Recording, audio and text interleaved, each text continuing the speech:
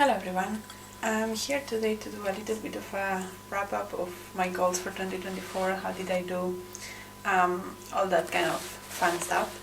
So the first goal was to read my ancient TBR, which I always define as the books that I had bought before the year that we're in, so anything that I bought before 2024. And this year it was about 20 something books and I did read them all. I actually finished this quite early on, I think July or August, so quite good.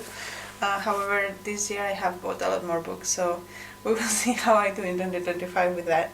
Other two project things that I had going on were to read all of the winners of the International Booker and all of the winners of the Warwick Prize for Women in Translation, which I have also done. I think there were 5 books in total for all of the prizes that I had to read. And yeah, I enjoyed that one. Some of the books that I read for the Women's Prize, or not the Warwick Prize for Women in Translation, were some of my favorite books of the year, so that was very successful, and that has spiraled again into other projects that I will talk more about in my plans for 2025.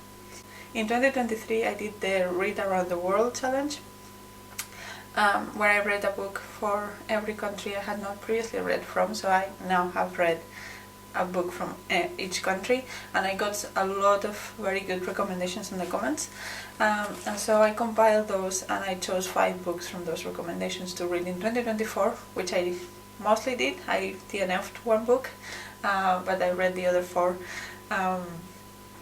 and yeah, that one was actually a little bit of an up and down. I didn't like some of those books as much as I was hoping for, but I think that's on me when choosing the books. I don't think they're bad books, it's just they were not for me and I chose them anyway. Then the last of the goals that I had was to not get swept up in prizes, and again, I do really enjoy prizes, but sometimes I get very into them, and I have over the years tried reading the long list, the short list of several prizes, and I think I'm arriving to the conclusion that there is a couple of prizes that actually I like to read the short list of, but mostly I think that reading the things that sound interesting from the beginning is probably the best way to go for me. And even though it is fun to follow a prize and get into the hype and all of that, it can also be stressful and expensive. So I think there are a few prizes that the prizes I'm interested in are basically the International Booker, the Booker but not really that much, the Women's Prize for Fiction, the Women's Prize for Non-Fiction, and the Warwick Prize for Women in Translation.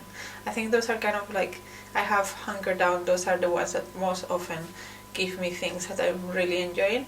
And obviously there is every once in a while one of those books that surprises me, and I didn't expect that I would like it, and I did like it, but I think that the amount of books on those long lists that I have to read for that to happen is just not worth it. So I think that I'm getting better at not getting swept out in the hype, but I still sometimes do.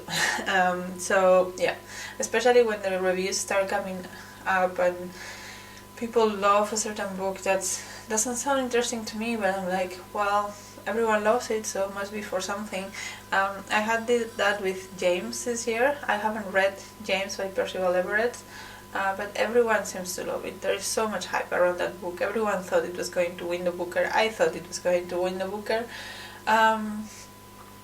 And I was very tempted to read it, and I might still do it, but it's just, I didn't like The Trees by Percival Everett, and I have read Huckleberry Finn, but I didn't think much of it, to be honest. I don't particularly love books around that period in the US. I don't think it's something that interests me particularly. I have read too much of that. It's a bit like, you know, when people talk about World War II books, there are too many of those. And I think slavery in the US is also a topic that has been covered so much that it is very difficult to do anything new. And so I'm not already interested in the topic. And then I read The Trees by Percival Everett, and I found the humor was not my kind of humor at all. And I don't remember so much about Huckleberry Finn, so probably I will not get many of the inside jokes about it. And so it's just like, there is nothing in that book that personally speaks to me. But so many people love that book that I have been tempted to pick it up several times. But it's just not worth it, right? Like, if I'm not gonna love it, I'm not gonna love it, even if everybody loves it. I'm happy for them and move on. So yeah, that's a little bit of the kind of things that go on in my mind when these prices come around. But yeah, I think as I said, I haven't read James, so I must be getting better at it. And yeah, we will see this year if I keep doing that or not. And then I also had a couple of YouTube goals regarding, like, mostly, posting once a week, which I have been doing, I think, every week. But also I had the goal to be a little bit more creative and more free with my videos, because I didn't have all of these projects that were like I have to have a video for those every single time, and I think I have. I haven't done as many reviews this year, I don't think, but I have been putting up things like recommendation videos. If you like this book, you might like that book kind of videos. More vlogs, which again I'm not sure how good I am at vlogging. I don't think I am, but you can tell me. But I have been traveling quite a bit this year, so I have been doing vlogs for those travels, and I have been feeling a little bit more free on the video space, which I am enjoying, but I am starting to feel like I'm a little bit running out of ideas of the things that I want to do. And if I'm completely honest, my favorite videos to watch are weekly vlogs that are like ridiculously long, and I just put them in the background when I'm doing something else. But I'm not good at doing those. So yeah, I don't know. We will see how it goes next year. I do have a little bit more structured projects again, so that might make a significant portion of my videos.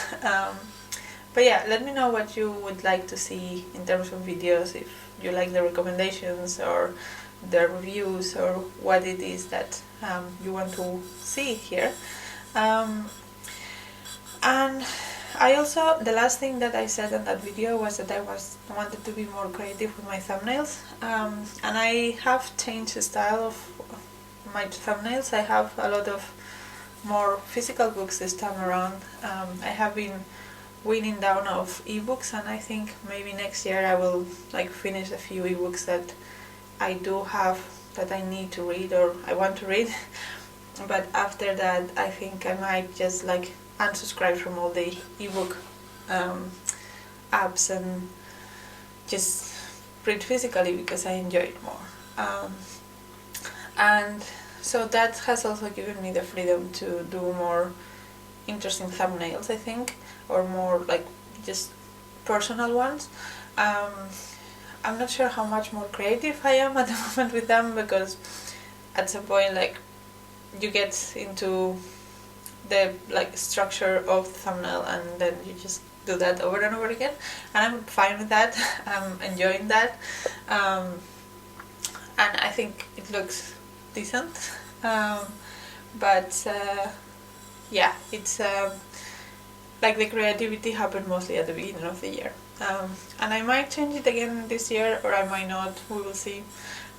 But I'm happy how it looks at the moment, so yeah, I am happy with that goal.